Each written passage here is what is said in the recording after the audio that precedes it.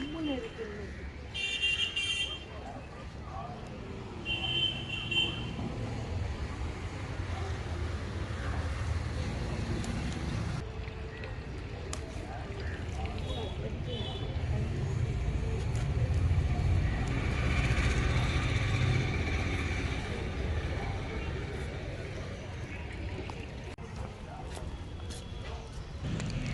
friends, welcome to Relax Recipes.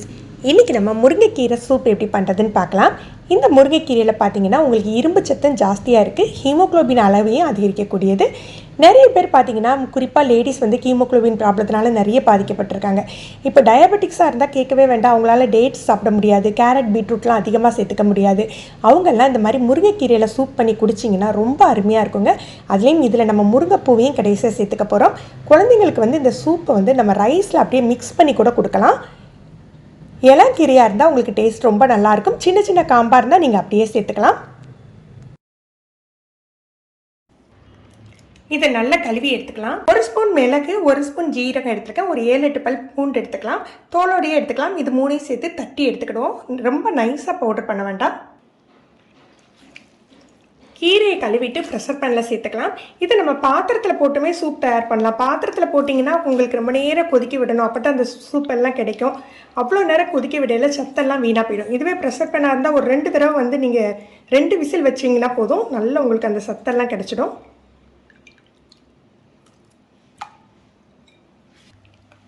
ஒரு 10 சின்ன வெங்காயம் எடுத்துருக்கேன். இது 2ஆக கீரி சேர்த்துக்கலாம். இதோட நம்ம தட்டி வச்சுருந்த மிளகு, ஜீரகம், பூண்டு, ஒரு 1/4 டீஸ்பூன் மஞ்சள் பொடி, தேவையான அளவுக்கு உப்பு, 2 கப் அளவுக்கு தண்ணி சேர்த்துக்கலாம்.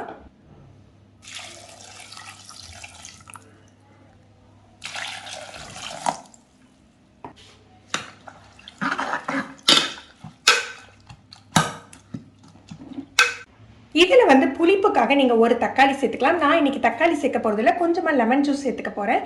இதை நம்ம மிதமான தீயில் 2 விசில் வர்ற வரைக்கும் நம்ம குக் பண்ணி எடுத்துக்கலாம். இதை நல்லா மசிச்சு விட்டுக்கலாம். நீங்கள் மிக்சியில் போட்டு சுற்றுறதா இருந்தால் ஒரே ஒரு தடவை தான் சுற்றணும், இல்லை ரொம்ப உங்களுக்கு கீரை கடையல் மாதிரி ஆகிடும். நான் புளி எதுவுமே சேர்க்கல, கொஞ்சமாக லெமன் ஜூஸ் சேர்த்துக்கிறேன். காரத்துக்கு தகுந்தாப்புல மிளகுத்தூள் சேர்த்துக்கலாம். ஆல்ரெடி நம்ம மிளகு ஜீரகம் தட்டி சேர்த்துருக்கோம். இதை திரும்ப கொதிக்க விடக்கூடாதுங்க, அப்படியே சர்வ் பண்ணணும். இது பார்த்தீங்கன்னா முருங்கைப்பூ. இதை நம்ம சூப் வைக்கலையே சேர்த்து சூப் வைக்கலாம். இன்றைக்கி நான் பசு நெய்யில் வறுத்து இதோட சேர்த்துக்க போகிறேன். இப்படி சேர்த்து கொடுக்கறதுனால குழந்தைங்களுக்கு ரொம்ப நல்லதுங்க.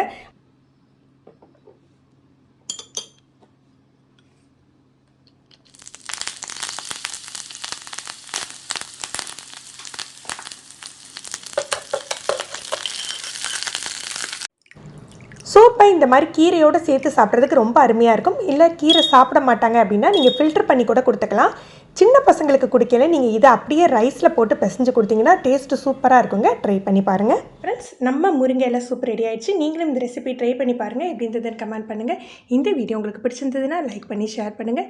நீங்கள் நம்ம சேனலுக்கு புதுசு, ஃபஸ்ட் டைம் இப்போ தான் ரிலாக்ஸ் ரெசிபிஸ் பார்க்குறீங்கன்னா சப்ஸ்கிரைப் பண்ணி கீழே உள்ள பெல் பட்டனில் ஆல் செலக்ட் பண்ணி வச்சுக்கிட்டிங்கன்னா நம்ம சேனலில் வீடியோக்கள் போட்ட உடனே உங்களுக்கு நோட்டிஃபிகேஷன் கிடைக்கும். தேங்க்யூ.